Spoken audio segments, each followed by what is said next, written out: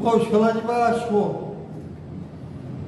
Tem nota da assessoria de imprensa também, desculpando pelas falas do Ramon Dias ontem, na coletiva após-jogo, que o Vasco perdeu para o Bragantino por 2-1. Tem reforço oficializado e tem também fala de uma comentarista elogiando a postura do Vasco no caso do Ramon Dias. Tudo isso após a ver.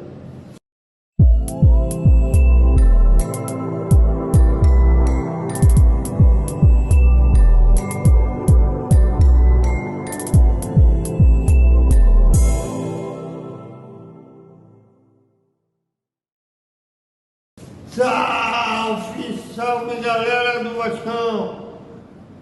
Boa noite para todo mundo e sábado a bola rola. E como rola no Maracanã, eu falei de 6 de novembro, no retorno, infelizmente a PM não permite clássico no 6 de novembro, mas vai ser no Maracanã. Fluminense Vasco, terceira rodada de 38 do Campeonato Brasileiro. Ontem o Vasco não jogou mal, mas mesmo assim saiu derrotado para o Bragantino por 2-1. Resultado que o Vasco foi para a 9ª colocação com 3 pontos e vai ter que tentar agora num clássico regional pontuar para continuar um bom início de brasileiro, posso dizer. Eu acho até que foi uma coisa mais... O Vasco não iludiu o seu torcedor. Diferente como aconteceu no ano passado, quando venceu o Atlético Mineiro na abertura fora de casa, quando empatou com o Palmeiras na segunda rodada, em casa, porém, como se tratava do atual campeão brasileiro, não foi visto como um mau resultado. E depois empatou com o próprio Fluminense, já tem derrota mas tentando ratificar o Vasco no top 10 do Campeonato Brasileiro. Isso é fundamental. Pontuar no sábado lá no Maracanã. Estaremos lá no Maracanã para fazer todas as coberturas de Fluminense e Vasco. Fluminense na frente, porque é o mandante da partida, que infelizmente não estará lotado, que é picuinha na diretoria do Fluminense. Será 90% da torcida do Fluminense. O Fluminense no seu final de campeonato não lota nunca.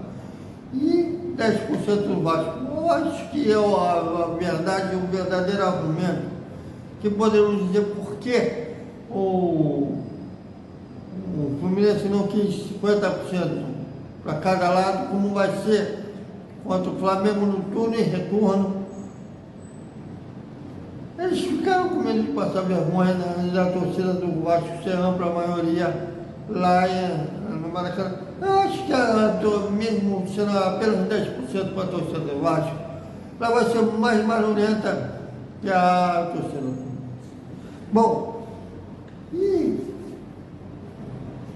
ainda estão repercutindo a fala do Ramon Dias na coletiva de ontem, embora o treinador sacou da forma que ele colocou a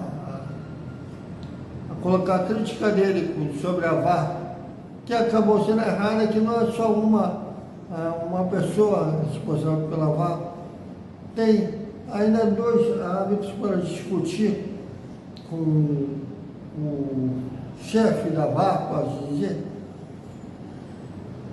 se chama o árbitro ou não. E ele culpou a responsável pela VAR, falando que era complicado uma mulher ser responsável pela VAR. E depois ele sacou a assessoria do Vasco, orientou muito bem a ele, que ele fez aquele pronunciamento se desculpando.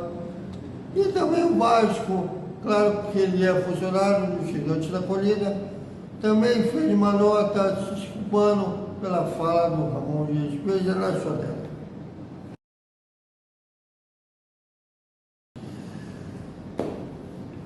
E Vamos falar nesse pronunciamento da assessoria do Vasco. A Ana Thaís Matos, né, que ela é comentarista do Grupo Globo, elogiou a postura do Vasco no episódio Ramon Dias. Só que nessa postura do Flávio e em toda essa situação envolvendo, terminando com a frase do Ramon, eu gostaria de levar para uma outra visão, que foi a postura do Vasco. Porque a gente não precisa ir muito distante no tempo para os clubes passarem pano para esse tipo de situação. Porque a gente pega o Ramon, que é um senhor de mais de 60 anos, de uma outra geração, e que talvez não esteja acostumado com esse novo momento que nós estamos vivendo, que temos mulheres na linha de frente das principais ações do futebol no Brasil e no mundo. E ele traz esse conceito que não existe, que não deve existir mais, que ainda existe, mas não deveria existir mais, que esse conceito, essa palavra é feia, mas ela existiu, que é um conceito machista. Tá uma mulher ali que tem que decidir. Então, acho que a postura do Vasco... Põe de novo a nota do Vasco. Acho que a postura do Vasco foi o que me chamou a atenção, e eu acho que é o positivo, porque você leva o debate para um outro lugar. O clube não passou a mão na cabeça, né? Ele expôs, ele deixou que o debate continuasse, ele não tentou demover as pessoas da crítica, porque isso rapidamente as assessorias começam a amedrontar, assustar as pessoas. Não, ele não quis dizer isso, não, o Vasco foi lá e falou, olha, realmente ele errou, a gente não concorda, ele reviu o que disse. A resposta dele, depois a correção, não saiu boa, porque não foi uma interpretação errada. A interpretação foi o que ele realmente quis falar. A gente interpretou exatamente o que ele quis falar. Mas eu acho que a postura do Vasco foi muito positiva, porque ela não quis encerrar o debate. Ela quis mostrar, olha, realmente erramos e vamos lidar com a consequência desse erro. Eu acho que isso fica como uma lição para os outros clubes. Quando esse erro acontecer, esse tipo de situação acontecer, porque vai acontecer, pode não ser só com o VAR, mas pode ser em outras situações sexistas, machistas, isso vai acontecer, que os clubes não passem a mão na cabeça, porque tem muitas mulheres, dentro dos próprios clubes, inclusive, que se identificaram com o que aconteceu ontem. Em algum momento, uma mulher passou por uma situação como a Daiane passou nesse fim de semana. E olha só, a gente está falando da pessoa que mais acertou. Imagina se naquele dia ela tivesse errado. Como tantos homens erram na arbitragem. Naquele dia ela acertou. Você imagina se ela tivesse errado. A gente viu isso com a Edna, né? Nossa a Edna já acertou no campo e o VAR levou ela para uma decisão errada, e quem pagou por isso muito caro foi a Edna, num passado recente. E mais uma outra coisa, só para encerrar minha parte sobre esse tema, eu ouvi algumas pessoas nas redes sociais falando, faltou pulso a Daiane de convencer. Ela não tem que ter pulso para convencer ninguém. Ela está fazendo o trabalho dela, cabem às outras pessoas que estão no time de arbitragem ouvir o que a especialista está falando. Ela não está ali porque ela tem que estar ali por acaso, ela está ali porque ela é especialista no que ela faz. Você, faltou pulso para ela convencer. Não, ela não tinha que ter mais pulso, menos pulso, ser mais incisiva, porque ia correr o risco dela ser chamada de arrogante. Ela é muito impositiva, ela não deixou o árbitro pensar, ela foi determinante para o árbitro errar ou para o árbitro acertar. Ali é uma troca, é um diálogo. Ele ouviu e não acatou e tentou convencê-la que ela estava errada. E no final das contas, quem errou foi ele. Gentilmente cedido pela Sport TV. E é realmente uma postura elogiável da assessoria Vasco, que, inclusive, enfatizando que os princípios do Vasco estão intactos, que é um clube da inclusão. Bom, e o Vasco oficializou nessa quinta-feira a contratação do volante Hugo Moura, né, vindo do Atlético Paranaense, com empréstimo até o final da temporada. Se o Vasco gostar do jogador e quiser contratar em definitivo após o final do empréstimo, terá que pagar 2 milhões de euros ao Atlético Paranaense, equivalente aí a 15 milhões de reais. E lembrando que o Flamengo ainda tem uma parte do direito federativo, que esse dinheiro vai ser lá para o negócio.